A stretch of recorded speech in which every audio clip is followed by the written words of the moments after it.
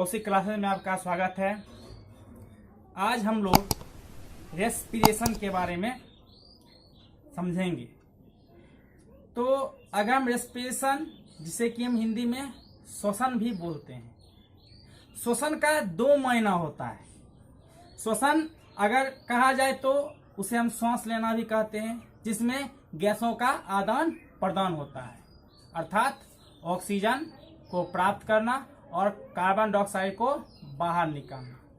परंतु जब हम इसे कोशिकीय श्वसन कहते हैं तो इसका अर्थ बदल जाता है, और इसका अर्थ यह होता है कि यह एक जैव रासायनिक प्रक्रिया होता है जिसमें पोषक तत्वों का ऑक्सीकरण कर ऊर्जा प्राप्त किया जाता है। अतः हम रेस्पिरेशन अर्थात श्वसन को इस प्रकार से परिभाषित कर सकते हैं कि वह जैव रासायनिक प्रक्रिया जिसके द्वारा जीव पोषक तत्वों का ऑक्सीकरण कर ऊर्जा प्राप्त करते हैं, उसे श्वसन कहते हैं। श्वसन अर्थात रेस्पिरेशन को ऑक्सीजन के उपस्थिति तथा अनुपस्थिति के आधार पर दो भागों में बांटा जा सकता है, जिसे कि हम ऑक्सीश्वसन अर्थात एरोबिक रेस्पिरेशन तथा अनॉक्सीश्वसन या जिसे हम एनएरोबिक रेस्पिरेशन कहते हैं। सबसे पहले हम बात करते हैं ऑक्सीश्वसन का, जिसे हम वायवीय श्वसन भी कहते हैं। तो वह श्वसन जिसमें ऑक्सीजन प्रचुर मात्रा में उपस्थित रहता है, उसे ऑक्सीश्वसन या वायवीय श्वसन कहते हैं। बहुत सारे जटिल जीवों में ऑक्सीश्वसन होता है। अगर हम लोग अपने बारे में बात करें तो हम लोगों में माइटोकॉन्ड्रिया में ऑक्सीश्वसन की घटना संपन्न होता है। दूसरा है अवायवीय श्वसन या अनॉक्सीश्वसन, जिसे कि एनएरोबिक रेस्पिरेशन भी कहते हैं। तो वह श्वसन जो ऑक्सीजन के कमी या अनुपस्थिति दोनों में, ऑक्सीजन की कमी तथा अनुपस्थिति में संपन्न होता है, उसे अवायवीय श्वसन या एनएरोबिक रेस्पिरेशन कहते हैं। यह बहुत सारे इष्ट में या हम लोगों में भी होता है। जब अगर कहा जाए तो हम लोगों के मांसपेशियों में, जिसके बारे में हम आगे भी चर्चा करेंगे। तो इस तरह से श्वसन की क्रिया संपन्न होता है।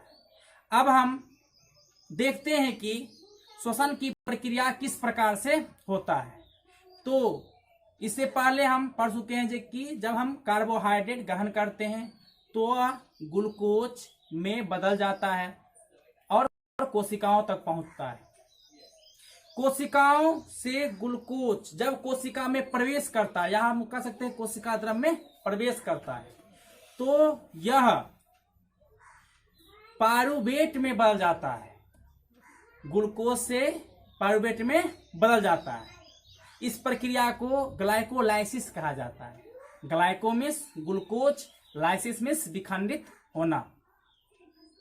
यह प्रक्रिया के बाद ग्लूकोज 3 कार्बन अणु वाले 2 भागों में बदल जाते हैं। इन पायरुवेट का विखंडन वायवीय या अवायवीय प्रक्रिया में होता है। अगर यह माइटोकॉन्ड्रिया में प्रवेश करता है तो माइटोकॉन्ड्रिया में इसका पूर्ण विखंडन होता है और एटीपी एडेनोसिन ट्राइफॉस्फेट के रूप में ऊर्जा मुक्त करते हैं। एक ग्लूकोज के अणु से 686 किलो कैलोरी ऊर्जा मुक्त होता है। उसी प्रकार से अगर पायरुवेट कोशिका द्रव में, जैसे कि ईस्ट में कोशिका द्रव में ही विखंडित होता है तो वह इथेनॉल, कार्बन डाइऑक्साइड तथा कुछ मात्रा में ऊर्जा मुक्त करता है। तीसरा, अवायवीय श्वसन का एक प्रकार जो कि हम लोगों के मांसपेशियों में होता है।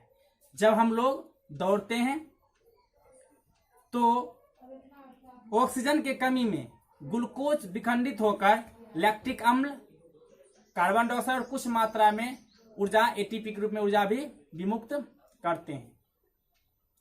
इन तीनों अवस्था जो वायवीय अवस्था में हो रहा माइटोकॉन्ड्रिया में, इसलिए माइटोकॉन्ड्रिया को पावर हाउस या ऊर्जा गृह भी कहा जाता है। दूसरा कंडीशन अवायवीय अवस्था में जो ईस्ट में संपन्न हो रहा है, तो इस कंडीशन को किण्वन प्रक्रिया या फर्मेंटेशन प्रोसेस कहा जाता है। इस प्रक्रिया का उपयोग उद्योगों में किया जाता है। बहुत सारे पदार्थों का निर्माण किया जाता है, जैसे कि एल्कोहलिक बिवरेज, कुछ मेडिसिन वगैरह बनाया जाता है। और तीसरा प्रक्रिया जो हम लोगों के मांसपेशियों में होता है, यह खिलाड़ियों और धावक को अधिकांश होता है, क्योंकि जब ये बहुत तीव्र गति से वो कार्य करते हैं तो उनकी मांसपेशियों में ऑक्सीजन का कमी हो जाता है, जिसके कारण ग्लूकोज जो कि पायरुवेट में कन्वर्ट होता है और पायरुवेट लैक्टिक अम्ल में परिवर्तित हो जाता है। इसलिए उनके मांसपेशियों में दर्द होना प्रारंभ हो जाता है, जिसे कि क्रैम्प भी कहा जाता है। तो इस प्रकार से ग्लूकोज का विखंडन हमारे शरीर में संपन्न होता है और अन्य जीवों के भी ग्लूकोज का विखंडन होता है, या तो वायवीय या तो अवायवीय प्रक्रिया के द्वारा। तो आज के लिए बस इतना ही। अगले क्लास में हम देखेंगे कि किस प्रकार से सांस लिया जाता है, किन जीवों में सांस लेने की कौन कौन सी प्रक्रिया पाया जाता है।